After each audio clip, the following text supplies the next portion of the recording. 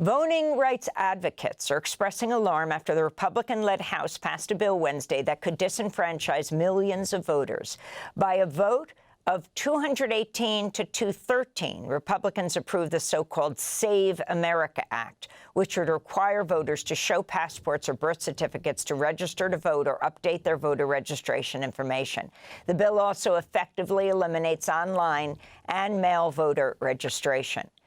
Demetria McCain of the Legal Defense Fund responded to the vote by saying, quote, "The Save America Act is not about protecting our elections. It's about disguising voter suppression techniques aimed at disenfranchising black voters as election security," unquote. The Save America Act now heads to the Senate, where it faces some Republican opposition. Meanwhile, shocking new details have emerged about how a prominent election denier played a key role in the FBI's recent raid on the Fulton County election office in Georgia. An unsealed search warrant affidavit reveals the raid came after a referral from Kurt Olson, a lawyer who tried to overturn the 2020 election. One of the debunked claims listed in the affidavit comes from a so-called citizen researcher named Joe Rossi, who claimed that the number of ballot images for Fulton County did not match the full total number of ballots cast. But the state of Georgia did a machine and hand recount of the ballots and confirmed the tally. To talk about all of this and more, we're joined by Ari Berman, the national voting rights correspondent for Mother Jones Magazine. His most recent article, headlined "The GOP's Show Us Your Papers Bill," is the latest effort to help Trump take over elections. He's also the author of Minority Rule, the right-wing attack on the will of the people and the fight to resist it. Ari, welcome back to Democracy Now! Start off with this latest vote in the House, the significance of and what is the SAVE Act.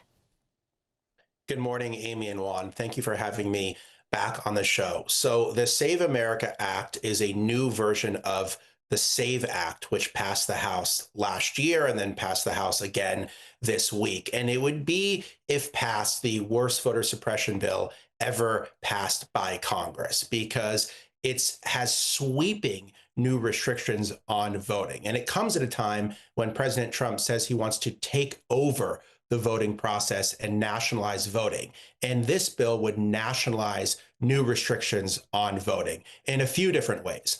The centerpiece of the bill remains a show your papers requirement, meaning you need a passport or a birth certificate to register to vote. That would be extremely restrictive. Half of all Americans don't have passports, for example. 21 million Americans don't have ready access to their citizenship documents. A much larger number of people could be affected. For example, 69 million married women took their partner's name and have birth certificates that are different than their current last name and could be disenfranchised. So the Show Your Papers bill is really the headline. There's other parts of the bill as well. They have a national voter ID requirement for the first time, which would be extremely restrictive. It would not allow student IDs or tribal IDs. It would disproportionately harm younger people and voters of color. And then the third part of the bill would require states to hand over their voter rolls to the Department of Homeland Security, something that the DOJ has long tried to get. That means your sensitive private information would be in the hands of Kristi Noem,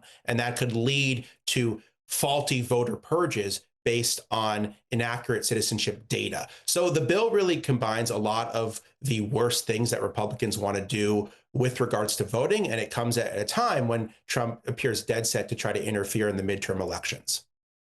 But Ari, is any of this constitutional, given the fact that the Constitution gives to the states the power to run elections? Well, that's a very good question, Juan, and it would certainly be challenged in court. Trump tried to do many of these same kind of things through executive order. For example, he tried to pass an executive order last year that would require proof of citizenship to register to vote in federal elections, and that was blocked by courts as executive overreach. And we have a very decentralized system that makes it hard for both the president and Congress to encroach on it. But what we're seeing, Juan, is that the president and his allies are trying to ignore the Constitution in so many different ways. They are trying to usurp power that belongs to the states when it comes time to voting, when it relates to voting, so that they can try to take more control in order to interfere in some way or another with the midterm elections. And what are the prospects of this passing the Senate? Well, the good news is it's unlikely to pass the Senate because they aren't able to get 60 votes to overcome a filibuster. It's not even clear they would get 50 votes on a simple majority because a Republican Senator, Lisa Murkowski, has already spoken out about this. I should add that a lot of the bill disproportionately impacts Republican constituencies. For example, the fact that married women could be disenfranchised who have taken their partner's name. Republican women are more likely to take their partner's name than Democratic women. Their bill also requires you to show citizenship documentation in person at an elections office. That would effectively end online registration, mail registration, voter registration drives, and it would force people in rural areas to drive very long distances to be able to register to vote in person at an elections office. Rural areas tend to lean more red than blue. And so in a lot of ways, this bill would disenfranchise Republican constituencies more than Democratic constituencies. And I think that is also giving some members of the Republican Senate pause. Can you talk about the difference between requiring ID and requiring immigration status information? There's a big difference, and that's a really good point, Amy, because this is being sold as a voter ID bill. And of course, every state requires some sort of proof of identity to register to vote. But the most common way that people would show their identity is a driver's license. Well, the requirement to show your papers is much broader than that because it requires a passport or a birth certificate to be able to register to vote. Most people do not carry a passport or birth certificate around with them, like a driver's license. So that means that a lot more people could be affected. These documents are expensive. A passport can cost $100 or more. It takes a long time to get. Not everyone knows where their birth certificate is. Not everyone has access to their birth certificate. So the talking points we hear is, you need an ID to buy liquor. You need an ID to get on a plane, et cetera, et cetera. First off, those are not constitutionally protected rights, but we're not talking about needing an ID for those things. We're talking about needing citizenship papers, which you've never needed in any previous election to be able to register to vote. And it's all predicated on the lie that non-citizens are voting in US elections. There's absolutely no evidence that non-citizens are voting in US elections. We've had study after study after study that have shown this. Most recently, there was an audit by Utah of its voter rolls. They looked at the 2.1 million people on their voter rolls. They didn't find a single non-citizen who cast a ballot. So it's definitely a solution in search of a problem. And Ari, I wanted to ask you about this situation in Fulton County, Georgia, that we mentioned earlier in the program, this FBI raid. There was a criminal referral from Kurt Olson, a temporary White House employee with the title of Director of Election Security and Integrity. Can you tell us a little bit more about Olson?